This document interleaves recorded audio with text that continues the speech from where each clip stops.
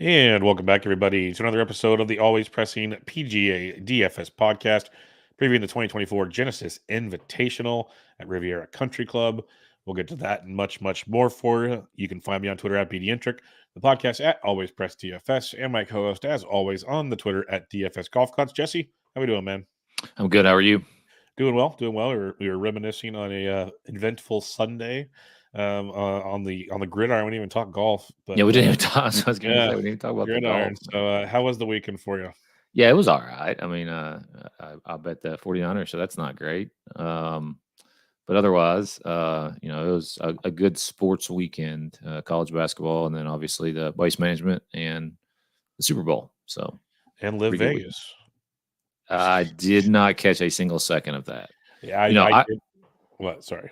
I was just gonna say I remembered that it was happening, but like it never crossed my mind to turn it over on Saturday because I mean I don't know if did you watch Saturday much of Waste Management? I was busy Saturday, so I didn't watch either. I was playing in a scramble on Saturday. I got you. I don't blame you. I'd rather be on the golf course myself than watching golf. But the obviously the rain, the weather was shitty from the very beginning. Lots of delays, frost delays, hail delays, rain delays. But so, anyways, the coverage on Saturday was a lot. Well, it was all second round, I guess, and they had Kiz and Smiley on the mic on 16. I saw the end of that because I got home in time for like the last hour of that. Yeah, Good that was stuff. good TV. That was good really stuff, man. Yeah. And you probably got even the better of it when they were fresh. I got them when they were just beat up and just overstimulated for being there all day. Because even Kiss Yeah. mentioned it on Sunday's broadcast. He mentioned like it's so much more peaceful. Like he was at his end basically when I tuned in, and it was still very funny. That's when Kaufman told him to stand up and other things. It was that's good TV. Kiz was great, even in the booth on 16. Because I listened to a little bit of him on Friday when he was in the booth, and I listened to him a decent amount on Sunday before the Super Bowl. I thought he was great. Yeah. And I'll give Faxon a lot of credit. They have a good rapport back and forth, Faxon and him. And Faxon was that veteran that set him up beautifully so many times. Because kids might not be able to like start the conversation, but Faxon just like put it on a tee for him so many times and just let him run. It was perfect. Now, I think NBC is, the best golf coverage at this moment is of the big ones anyways. So yeah, that was so Saturday was a fun day to watch. Sunday I watched it all day too, and it was it's just one of my favorite events to watch just because of the crowds. The golf course, in my opinion, is sets up to be one of the best from a fan's perspective of being able to watch close, good golf shots that matter. And it delivered on Sunday. The weather, is what it is. It sucked, but I'm so surprised that they got done when they did get done, and they were lucky to get it done even with a couple extra holes there in the playoff. But it was. I did not expect them to. I thought Monday finish was incoming after the delays that we had. I thought it was pretty inevitable, but I'm glad they got it done. I was surprised to see Scotty didn't finish it. He seemed like he was just on. Yes. He was nuking the golf course on Sunday. Just ridiculous what he was doing out there. Yeah, it kind of went quiet towards the end. Yeah, I mean the iron game was just insane. I mean, he about made a hole in one on 16. I don't know if you saw that. Yeah. Yep. But yeah, there was like a 3 or 4 hole stretch there where he could not make a 3 or 4 footer, and had he made those putts, he'd have been right there with a chance to win. But he just the putter failed him again after it had been so hot because he was just making excuse me everything the last a couple of days prior. And I fully expected him to win too, but Charlie Hoffman. Yeah, where did that come from? Like, I thought I was seeing like it was. Was there a weather delay? We got a replay going on here. Like, what's up with this? Like, holy! Your guess is as good as mine. Apparently, he changed putters, or at least extended his own putter to where it's longer, and that's kind of what triggered him, I guess. You get. Funny thing about golf is, as well as I do, you get some confidence it's all in one area, and that can go to another area, and before you know it, I mean, dude was just striping it and just and then rolling the rock. It was amazing. I mean, back-to-back 64s. It's Crazy. It reminded me of why I used to always play like a $7,400 Charlie Hoffman. That was the days because Yeah. he had such abilities to go low at times or just barely make the cut and at least get you to the weekend. Right. But now with the back engine, that's where kids came in again because he was on the advisory board with him. He was like kind of telling stories without telling stories type Yeah. thing about Charlie, which was a great thing. So I don't think any of us really know Charlie that well. Like, so it was Right. kind of a fun little inside deal. But kids was saying things that made me laugh because when we're playing with our friends, we're in the zone thing or different. Like we joke about comments like that. Like when Nick Taylor was starting to feel it again, like right as he's getting ready to hit one out of a fairway, I'm like, it was 9 or 10. Kids goes, it's the perfect spot to be. He's so locked in right now. He's probably gonna nail. Like he's just like talking about just basically being in the zone, and then Nick Taylor like just throws a dart, and it's just one of those things that not many sports, like even like bring it back to football, you get like a Romo in the booth who he can tell you he's going to predict the play and stuff, but he doesn't really, to me, give you the feel of a player or like you're doing something like where a Kisner can in the booth telling you golf, if that makes sense at all. And that's pretty fun because, and I guess maybe it's because we at our age can still go out and play golf. Obviously, not at their level. We're not going and putting pads on and playing football. No. So maybe there's something to that. Yeah, it's a little bit more relatable of a sport for sure for everybody. And there's also more time to talk about that kind of thing between, shots or as the shots getting set up or whatever. But yeah, I mean, it was. Did you see the reports of the patrons out? I heard it's gotten rough. Zach Johnson let us know about it. A few of Jordan Spieth had his moment, which was interesting. People falling out of grandstands. If you're on Twitter at all, you couldn't miss the people falling down hills, fights, you name it. It was happening. And the one thing I'll say, because I was there in 2020, it was like the last tournament before COVID hit. I think I got COVID on the flight home because that was the sickest I ever was during like that 2.5 year run was when I got back from that trip. So I'm like, I'm pretty sure I got something on that. And but I'm just watching on TV. There's more grandstands that never existed. And that was just in 2020. There's more walkways. Like they created walkways to go over walk areas that golfers you should just walk through. So the golfers can go over the people now. Like they created just watching on TV, I'm like, that wasn't there. That wasn't like they have just embraced having as many people as possible in there until Saturday we found out it's too many. Yeah. Yeah, I think they jumped the shark a little bit this year. I read an interview with Zach Johnson, and then also Billy Horschel was also on this article as well. And I think they do make up some good points. I mean, like, obviously it is a party. That's what it is. It's what it has been for a while now. But I mean, like, you can't let it get so out of control that people are getting hurt. It was happy going. I mean, it's just bizarre to me that, I mean, obviously I get it. Like you want to go there, have a good time, sit on 16 or wherever you get to sit and have a good time. But like, I mean, you can't in public, like you can't stumble around. Yeah. Why is it legal there? Right. And piss yourself. You know what I mean? Like if that guy was walking down the guys street on their knees, pissing on the ground and like, that's cool. Like when does that happen? Yeah. It seems like it's just a little bit too much. Don't get me wrong. I love it because I love the atmosphere and I love the, 16. There's not that's a great hole. I mean, people get booed. That's fine. Whatever. I mean, they're booing everything now. If you don't make a 40-footer, you get booed. Whatever. I don't care about that. But like the heckling and just being overall assholes instead of like being more respectful at certain times. To me, it's crossed the line a little bit, but I'm getting old and I don't drink anymore. So, I guess maybe that's part of it too. That'd be a rough place for you. It would be. I'll agree. We'll never be there. Again, I'll go back 2020, literally 4 years ago. Not a big difference in life, really, if we think about it. The whole narrative was like, okay, 16's your party hole. You can get a little rowdy around 16, but overall, the rest of the course pretty quiet. That's how it always was.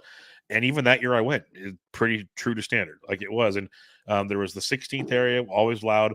Then the cool spot to hang out if you didn't want to go to the crowded 16, there was this like bar with like 4 or 5 breweries and all this stuff, and it overlooked the 6th green, the 7th tee, and then on the other side was like 12 or something. Like this whole thing, you could see a lot. Really cool little spot, little noisy, but that wasn't even that bad. But now, like you say, you watch it on TV, it's like everywhere you turn, I'm like, goodness gracious. I loved going there. I want to go back again, but like watching this weekend, I'm like, I don't know if I'm built for that anymore. I mean, it's turned into a much younger crowd, and like it's got the reputation now of you just go there and you get hammered and then you get to heckle people, which I mean, you sent me that clip of Billy Ho. He wasn't wrong. Telling the dude to shut the fuck up or whatever, and he wasn't, because like he's taken up for Nico, who's trying to earn his way on the tour, and like every shot really matters. I mean, obviously Billy Ho's a millionaire.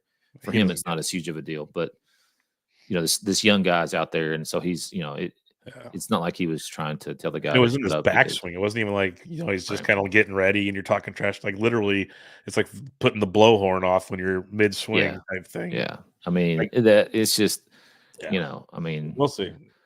Is it going to change? I don't know, but like I feel like Billy had some good points of like, let's like maybe potentially not serve alcohol till a certain time, like or start at a certain time, stop at a certain time, limit people on how much they can get, but I don't know if it's how much you can police it. They're gonna have to find a way, because it wasn't just Billy. And I read one of Zach's interviews, and it made a little sense once you listen to it. Like Benny On was tweeting about it, and Benny On's a pretty friendly dude. Like he'll talk to people and stuff. So and Homa kind of half mentioned it. Like if it's bugging those dudes, and Speed's been there for years, it got to him. Like that says a lot to me, honestly. Like that's where you if Billy or Zach, you can kind of like, okay, we'll see. They were right, but we'll see. When these younger guys that have been all about like, let's bring people to the events and stuff, are starting to get annoyed by it. Let's figure out a game plan here. Yeah. I mean, it's just more about being respectful versus not having a good time. I mean, I think they want everybody to go out there and have a good time, but also just be a little bit more respectful towards the golfers that are out there. That's my perspective, and what I get from what I've heard of from most of the pros that have been out there. Obviously, just reading interviews and stuff. I'm with you on that one. So let's and real quick, do I still sound normal? You do? Okay, cool. Because my mic flickered. Just want to check. But yeah, just real quick, Live Golf. Dustin Johnson takes it down. John Rahm blows it again. Crowded leaderboard. Entertaining. I kind of wish I would have watched it, because it sounded another implosion at the end. And the hot mics are amazing. It's everything I was hoping for when it first happened. It's like clockwork now. Did you see I think it was like Joe. I'm talking about Joe Tour Picks or something. Yeah. He had that Rahm was getting ready to hit a shot, and like people were just around him talking, and cell phones were going off and shit. Did you see that clip? Yeah, that was good. That was good. That was just like, with everything going on in Phoenix, to have it going on, it was just like a total just, here we go, folks. Oh yeah. We're in the bizarro world of golf, man. I hope we look back on this in 5 years and we're like, God, that was such a crazy fucking time. Yep. Hopefully they're all playing together when we do that too. Yes. All right, let's talk about this week's PGA Tour action. Genesis Invitational Tigers tournament. So we got the return of Eldrick to the event. Hopefully he's not driving a vehicle, has a driver for him. That would be great. Fun event. What do you have for some past event history here? Yeah, last year John Rahm was the winner, 17 under, 2 shots over Max Homa. 2022 was Joaquin Niemann, 19 under, 2 shots over Morikawa and Cam Young. 2021 was Max Homa, 12 under, playoff over Finau. Adam Scott has won this twice. The last time was in 2020. 11 under, 2 shots over Scott Brown, S.H. Kang, and Matt Kuchar. JB Holmes, I don't know if you remember that year, 2019. Yeah, he slow played Justin Thomas to death. Yeah, beat Justin Thomas by 1 shot that year. Bubba Watson, 3-time. This used to be like Bubba's tournament, 3-time winner. DJ, past champion. James Hahn, past champion. That's pretty much all that really matters. Yeah, it's going to be fun this year. The invitational part, and it's an elevated event, so big prize pool. With a cut. Yes, 70 golfers. And it's like Jesse said before, it's like the Masters, where it's T50 and ties or within 10 shots of the lead. So on paper, all 70 can make the weekend if they're within 10 shots. That's a very doable thing. I can't remember who put it out there. I apologize now. I think it was Josh Culp, maybe. Yes, it was. Yeah, he basically tweeted the last 4 or 5 years in the tournament based on the second round leader score, how many people would have made the weekend. And more often than not, I think it was like, say, 58 to 65, somewhere in that range. So you're going to get a decent amount of people through. So that makes it even more fun if you've got like the 3 guys that didn't go through on your lineups. That's depressing out the gate, but that is in play this weekend compared to other elevated events. So keep that in mind. All right, the Genesis Invitational is at Riviera Country Club. We played here many, many times down there in Los Angeles, California. And it is a par 71, 7,322 yards. There's no water on the course, so you don't have to worry about that. There's a lot of bunkers, narrow fairways, a lot of dogwood, dog leg type fairways.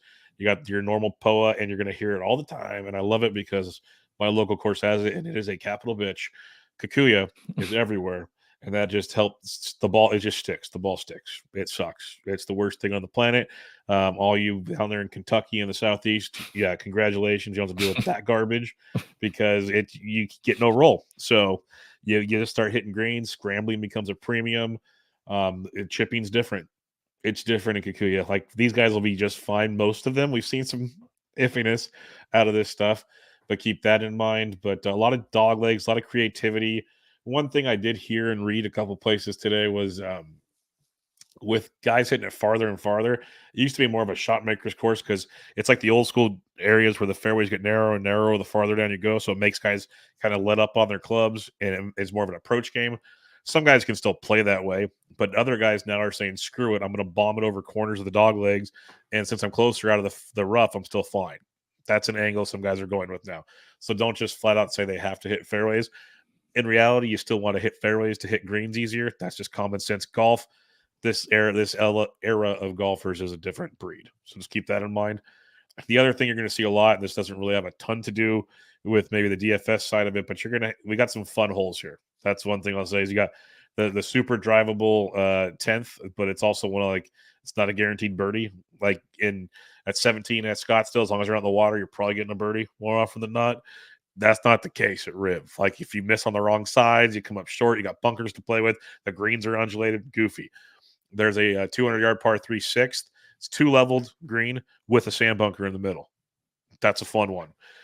You got the 15th. It's a dog leg where now we've seen Hovland and other guys hit it down 17's fairway to come across the dog leg to 15. Totally legal. Now, I got a couple courses here, you probably do too, where they flat out say if you hit it in this other fairway, you're out of bounds. Like if it's on the course. Which I think in-course out of bounds is the dumbest thing in the history. It is. You should be able to play the course. That's part of the rules, right? Play the course. And trust me, as a guy that has trouble hitting the ball straight all the time, I play all the course when I can.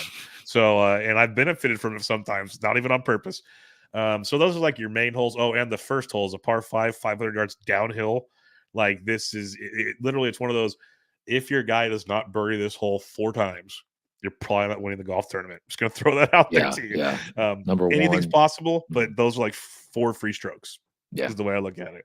A lot of eagles on that hole, especially like when they put pins in a certain spot. 500 yards downhill for these guys. Like some of these boys are because there's that road that it crosses. Now you're within like 100 yards or whatever. A lot of guys are sitting in that little wedge game. So a lot of shots around 150-ish in, something to think about. But in the end, you have the elite golfers here that are going to – it's not a birdie fest per se, but, these boys will be able to get after it on more holes than not. So what are you looking at this week? Yeah, a lot of approach. Like you said, around the green matters too. Plenty of course history to wait. One of the things about this golf course is if you do miss – the rough is more penal than most places that they have played thus far. But also, too, there's huge trees on this golf course. So – it really, if you're offline, it can make it more difficult to hit the green. So accuracy is at a premium as well off the tee. Yep. Totally agree with you there. All right, let's get into the DK for the weeks. Again, 70 golfers, most make it to the weekends, what I'm going to tell you. 10K and above range. We got Scheffler at 11.5, Rory at 11.2, Xander 10.1, Vic 10,000. 3 of those guys did not even play last week. So what are you looking at in this range? Yeah, I mean, if Scotty continues with the iron game that he had, he was a little bit wonky off the tee, which is a little bit sketch, but as good as he is around the greens, if he can just get the putter going a little bit, it's hard to see him not being near the top of the leaderboard come Sunday. Rory's playable. He's played here plenty of times. Last start was at Pebble Beach, and he did not finish well. Of course, they only played 3 rounds, and he finished toward the back of the pack there. But I'm going to go with Hovland as well, just from a course history perspective here. 20th, 4th, and 5th in his last 3 starts at this event. Played AT&T. Took this last week off to, I think, either get something healed up or just work on his game. So I like him as more of a low-owned type of dude up top here, because I think Scotty, obviously, the best player in the world. He's going to get plenty of ownership. Rory will too. I'm not so sure about Xander, but he's got some pretty good course history around here too. So Hovland and Scotty will be my 2 targets out of the 4. Real quick before we go any farther, I meant to mention it earlier. We had Pebble, we had we had Torrey, we had Scottsdale. We've had weather pretty much everywhere we've gone the last few weeks. Yes, yeah. We're going to have it again this week. Just keep an eye on that one. Another atmospheric river. Which they're calling for right now. The heaviest stuff's supposed to be on maybe Sunday, but there's reports of a Thursday, Friday storm that increased as of like even today. Because in my line of work, I watch the weather a lot. It impacts a lot of what I do. And like we're getting busy right now because it's finally drying after the last storm you guys all witnessed at Pebble. Well, we have about 4 days, it looks like, before it's coming again. And it's supposed to go for the rest of the month, which doesn't affect us after this week for golf. But keep that in mind. Riviera might get a little weird towards the weekend. Maybe early in the week, but at least the weekend for sure, which if it's just the weekend, there's nothing we can do about that. But early in the week, something to keep an eye on as well. All right. So you mentioned 10K range. Scotty's the dude for sure. It's kind of funny in my model here over the last 24 rounds. We have 4 guys in the 10K range. They're all the 6th ranked or better. Like there's a reason they're up here, obviously. But there's many times looking at my model, it's not how it looks, and it does this time around. So I love Scotty, 100% with you on that one. If he can putt, he's going to win a lot of golf tournaments, obviously. Rory, I'm with you as well. I'm kind of nervous. Like he was playing so great, and just to watch that Pebble collapse was really, really strange to me. I agree. And the course history, it's like good. Last year's 29th. It was good a few years before that. So I guess if you want to, sure. But it comes down to me, like Xander or Vic, do you trust them? Because they both said they're dealing with injuries and getting help last week. Okay. Both have pretty good course history here, too, which is a plus. You know, Xander, Southern California kid. That's a plus, too. Xander looks closer to being on point to me than Vic was. Vic just looked all out of sorts at Pebble, and that's a place he's played very, very well. So I'm kind of curious there where Xander struggled at Pebble, but had a 9th at the Farmers, 3rd at the Amex, 10th at the Century, was playing really good golf. So I think I'm going to jump back on the Xander train up here, and it'd be him and Scotty for me. Obviously, they're all 10K guys for a reason. 9K range, Max Homa, $9,800, a Southern California kid.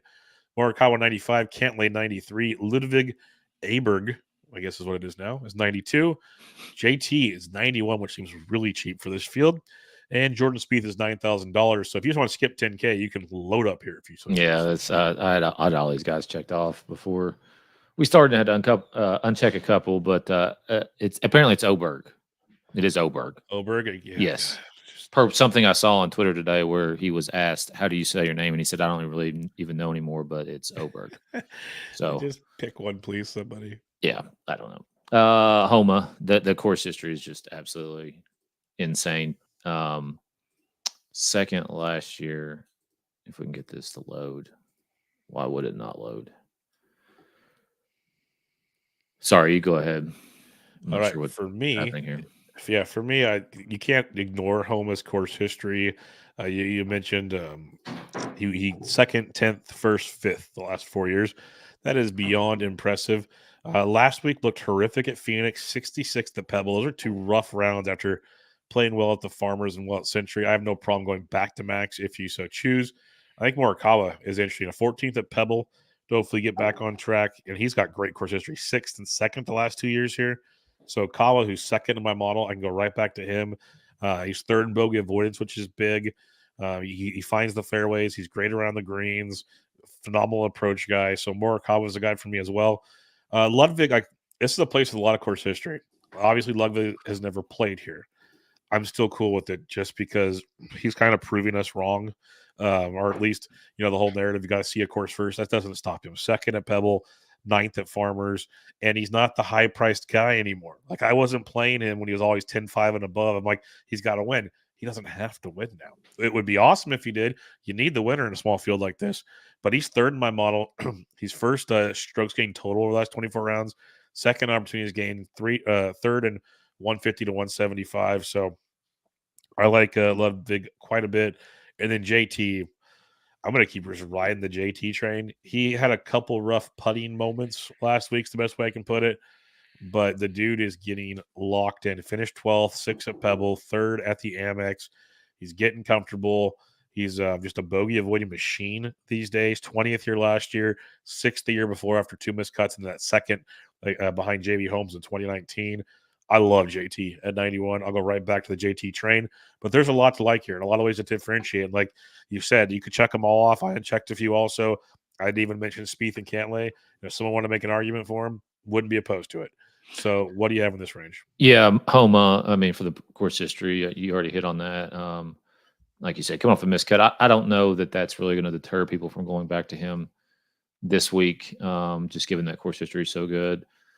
Oberg, I mean, the guy's just he's playing too well to really worry about the course history. I mean, the problem is that obviously at 9,200, he really needs to like finish inside about the top 10 to pay off. But I think he's got the ability to do that. JT for sure. You know, he had a really rough stretch last year, but he has figured it out. 12th last week. And I really expected him to kind of make a better push because I think he had the better weather draw. Maybe he had the worst weather draw. Either way, on the weekend, on Sunday I expected him, but he just couldn't make anything. And Spieth surprisingly didn't have his irons were not great, but everything else was pretty good for him last week. So I expect him to get that figured out.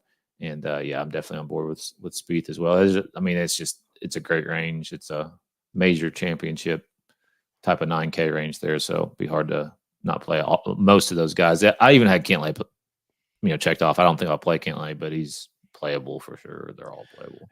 Definitely playable if you need to, but the golden child Spieth, as Kisner said, would be a fun one for sure because he was making every putt this week. Yes, it was quite impressive. 8K range, we got Finau at 89, Fleetwood 88, Burns $8,700. Wow. So Heath 86, who was my one and done last week, and I was so close. Wow, that's still a pretty good call though. Yeah, I was pumped on that one. It was so close.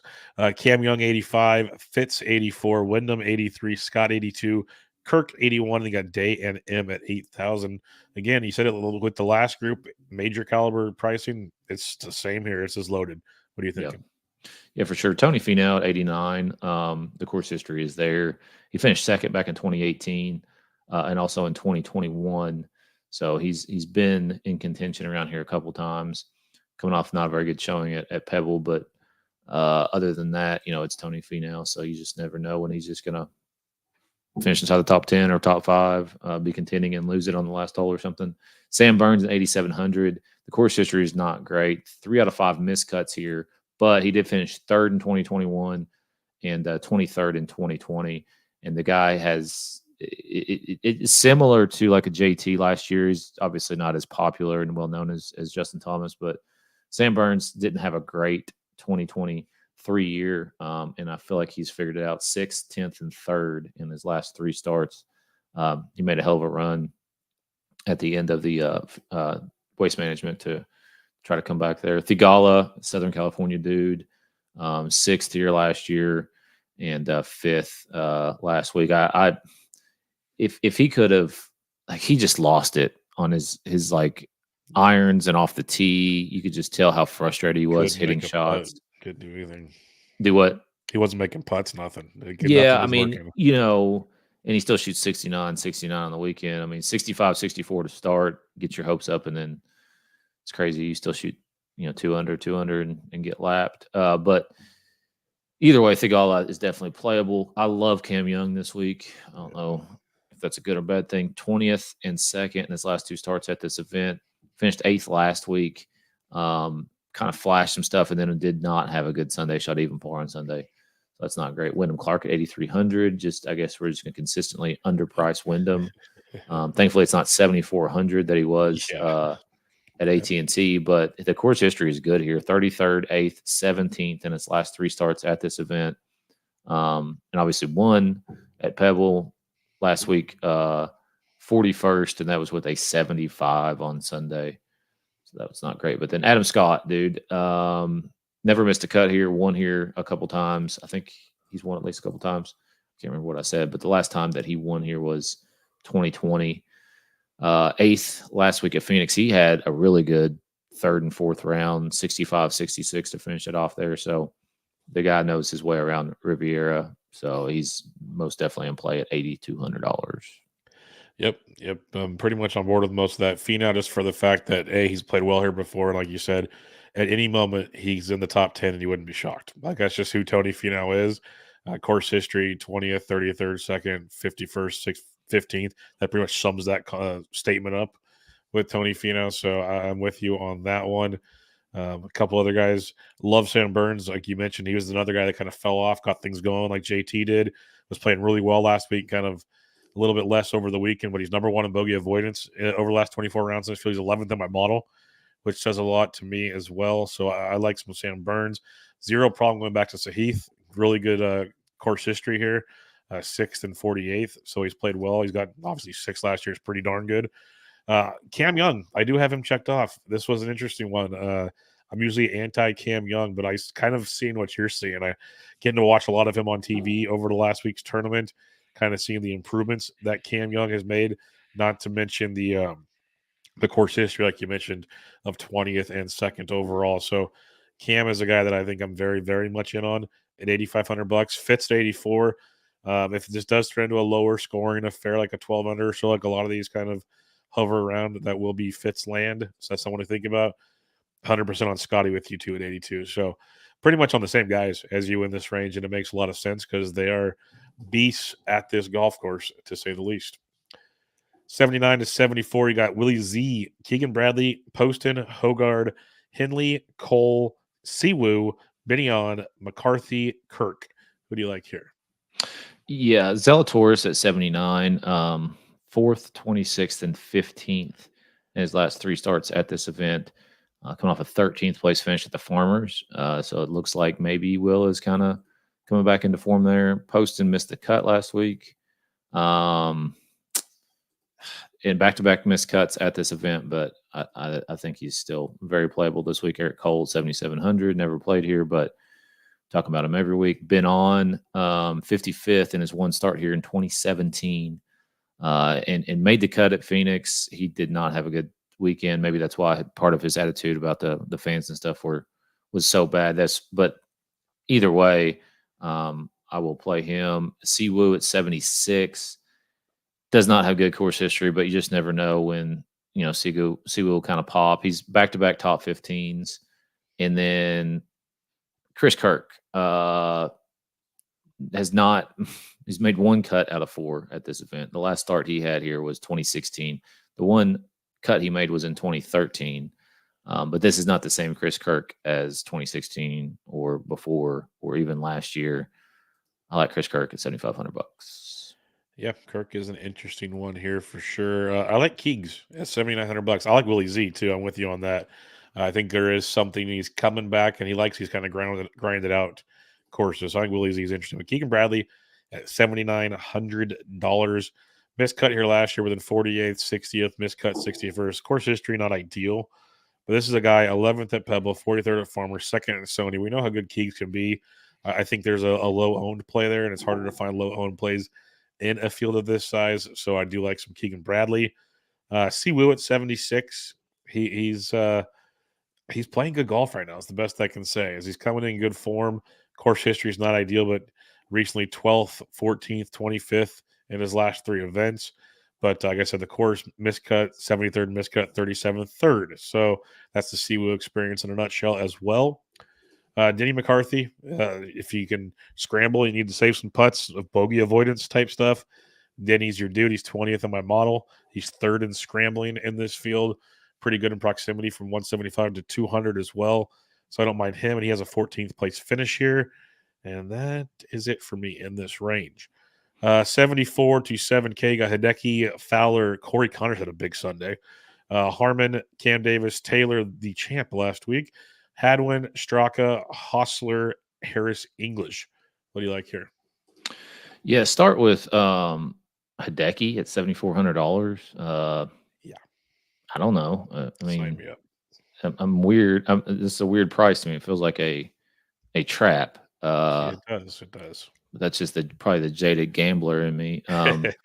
It's weird because it's like miscut, 39th miscut, 5th, 9th miscut, 11th since 2016. So it's kind of some strange course history, but I mean, he hasn't missed a cut this year on tour. 22nd last week at Phoenix.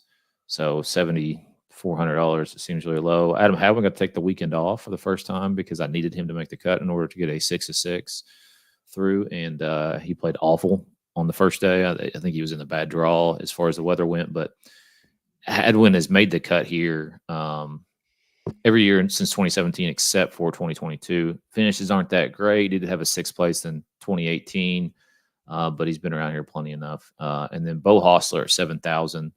2 out of 4 made cuts, but the dude is just playing well, especially for his price related to his DraftKings pricing related to like his actual the amount of points and stuff that he scores.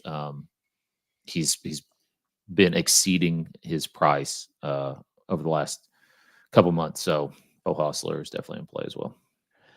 Yeah, I'm with you on Hideki at 74. This, like, if it's bait, well, consider me a sucker because we talked about him last week, and I'm buying into him getting things going.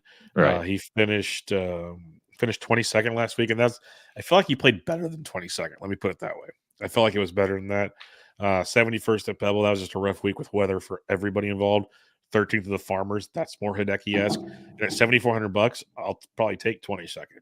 To be honest with you, like we can roll those dice.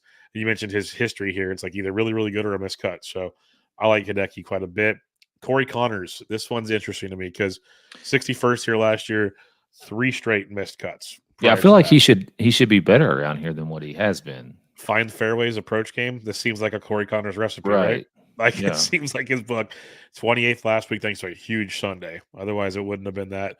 31st at Pebble. Just someone to keep an eye on. If he somehow comes in lower projected ownership than others, maybe he's finding it the way. Like we talk about guys that'll finish strong on a Sunday and carry it over to another event. Maybe he figures that out. So Connors could be a dude to have some fun with this week. Nick Taylor coming off the wind's hard to use, but the dude's playing great golf. I'll say that much. 33rd here last year, 20th in 2021. He's made 3 or 4 cuts here. Nothing worse than 33rd. Obviously, 71st at Pebble, miscut, 7th at Sony. So not a bad guy in this price range, if that's what you want to look at. And then Sepp Straka at 71. Like, I'm not the biggest Sepp fan overall, but he's super streaky and can get birdies and bunches or just poop the bed. Made 3 straight cuts here, 45th, 15th, 43rd. So he's got that 15 upside at $7,100. At 26th at Pebble, miscut at Farmers. That's his, in a 12th at Century. That's all he's done this early start to the season. So Sepp should get overlooked, I think, in this range, and that'd be a guy to keep an eye on as well. 6K range, who you looking at? Kitayama at 69, excuse me. He did miss the cut in his one start here last year, but over the last 4 rounds or four tournaments, he's been playing really well, which has been capped by the 8th place finish last week at the Waste Management. Is it a P-Raj week? He plays well here, but man, he looks horrific right now. So back-to-back miscuts at this event, but he did finish 12th in 2021. When he plays well, he plays really well. Yeah. I'm going to stay off of him, but okay, unchecked. Taylor Moore at 6,500 missed the cut here last year, but 21st in 2022, and has made every cut this year on tour. So playing well enough to at least get inside the top 70, I would think, or the top 50 in ties or within 10 shots. And the last for me down at the bottom, Sam Ryder, 6,000, the minimum. He's made the cut here. He should be 1,000,000% on this week. Yeah, he's made the cut here 3 out of 4 times. Finished 20th here last year, 26th the year before.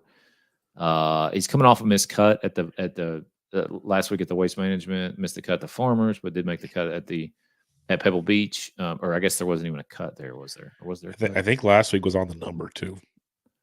Was it? Yeah, because he shot 2 under total for the week, or 1 under. Anyways, Same rider, 6,000, whatever the case is. The course history's there for somebody $6,000 down here with Chase Johnson. I don't even know who that is. And almost a no-cut event. Like, if we want to look at our odds here, 6K rider. Like, if this was a no-cut event, everyone would have 6K rider in the lineup. At least they should. Right. Like, just eat that chalk and walk away. You might not get as much, I guess, because of maybe some different strategy, but I love me some Sammy Ryder. That's all I'm going to say. Like, when I saw that pricing, when I started clicking getting this ready for the show, I was like, whoop, that's a big what's going on here. Emiliano Grillo, $6,900. Yeah, that Emiliano. 67th and 21st the last 2 years after 2 missed cuts. But what I like about Grillo, he's playing good golf. 22nd, 14th, 20th at the Farmers, 7th at the Sony, 43rd of the Century. Like, that's 4 straight tournaments of 22nd or better. Like, that's pretty good golf considering Phoenix had a decent field. Pebble was an elevated event, got 14th. Farmers is the Farmers. And the Sony Open was okay. Like, he's not facing off. Like, this isn't the fall swing. He's playing in the Bermuda right now. Like, Grillo's facing some pretty good people and playing well.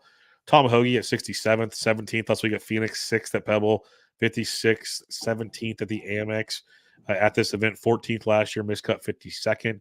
So Hoagie's a guy I look at. Luke List missed the cut last week. My God. He went 4 over on the last 2 holes on the first round.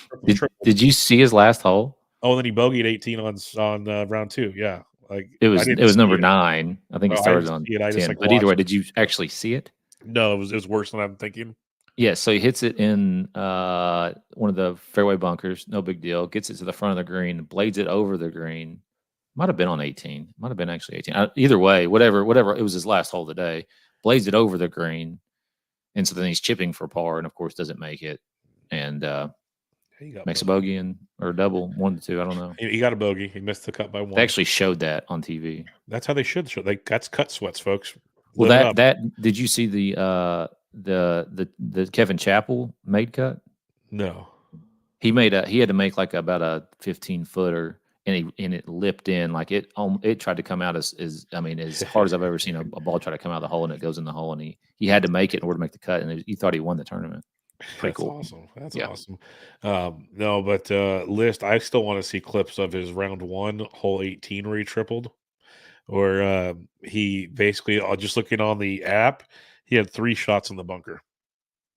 I would like to see that. I want to see that right now.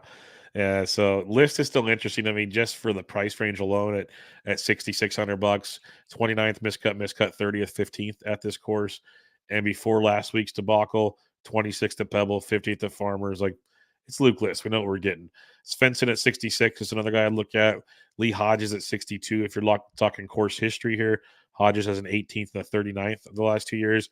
And then Sam Ryder at 6K is awesome. So, like, the Hodges, Sam Ryder's just YOLO punts. I'm fine with it. Prefer Ryder, obviously, over Lee Hodges. All right, recapping things, Jesse. Who do you like 10K and above? I mean, Scotty. Yeah, I'll go Xander to be different, but yeah, Scotty. If you got the money, which you can because of Sam Ryder, you play Scotty. For sure. 9K range. Yeah, this is a tough one to choose from one of them. I'll say JT. Okay, you picked JT. Yes, yeah, that's who I was gonna pick. I'll take Ludwig. Give me Ludwig. See what happens. It's gonna be tough. Sorry, Max. Team Max on this show. We know that. 8K range. Cam Young. It's a good pick. I like Cam. I will take Adam Scott. 75 to 79. I'm gonna say Chris Kirk. I'm gonna say Willie Z. I think it's coming, folks. We saw Berger put another good week together last week. It's coming. 7K to 74. I'll leave Hideki for you. I'll say Adam Hadwin. Yeah, Hideki for me. Like, that's just ridiculous. I will take that bait every single golf tournament he plays in at 74. Cut or no cut. Like, just give me Hideki at 74. 6K range. I'm going to say Kurt Kitayama. I'll just say Sam Ryder. Just play Sam Ryder 6K. Play Sam, play Scotty, fill in the rest. There you go. Hopefully not. Well, that's why I can't wait to see ownership projections on Wednesday. See if everyone's thinking that way or not. That'll be the fun part. All right, we don't condone cash on these small events. So if you're playing GPP, where are you starting out? I got Victor, Cam Young, Sam Ryder.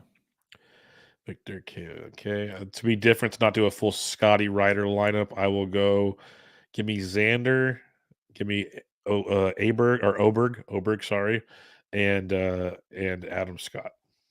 Give me one of each of those tiers and see where it goes. All right, what are we betting on this week, Jesse? Last week was not very kind. Hideki at 65. I mean, that's juicy. Yeah, that seems rather high to me. Chris Kirk at 80. And then you have to have a guy over 100 because that's the only people who win. Golf goes. Yeah. Well, what was Nick Taylor last week? He had to be like 150, right? I think it was like, it was in that range, maybe. It's insane. It just keeps maybe a little bit less, but yeah, I mean, over Jesus 100 Christ. for sure. So if we're looking over 100, we will go with Luke List. Okay, I like that. I'm gonna just give some T20s out that I'm looking at. Like they're not like huge odds, but in a field of this size, Cam Young at plus 115, Sahith at plus 125. I like both of those in the top 20. They're not huge, but plus money's plus money the way I look at it. Man, Sungjae, he had a rough week. He's plus 170 to top 20. Like, I don't hate that because Sungjae can get hot. But Hideki's plus 200 to top 20. I like that. Yeah. That's some fun odds right there. And then some other kind of longer ones. The top 20, like Luke List is plus 280. That's interesting. Svensson, he finished sixth here last year. He's plus 280. But you got Eldrick. Eldrick is plus 360. You can figure it out. Don't think I'm going to go there, but he's there if you're feeling frisky, to say the least. Grayson Murray just won a golf tournament. Everyone's pumped on him. Now he's the second lowest top 20 odds at plus 600. Yeah. Times play better, right? Isn't that what Rory said? Play better. Yeah.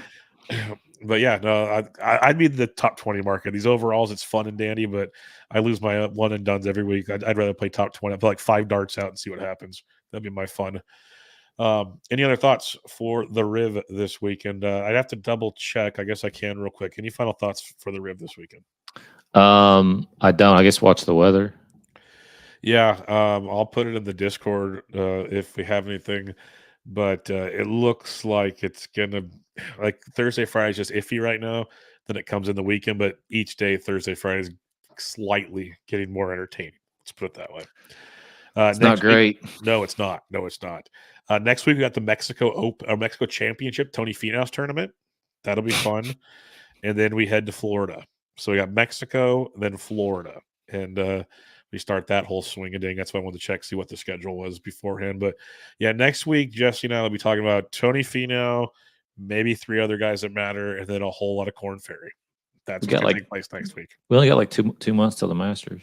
It's close, man. Like the Players is only like I think 4 tournaments away or so because it's Mexico. I got to close the tab. It's Mexico, the old whatever they call the Honda now, the Vivianta or whatever it's called.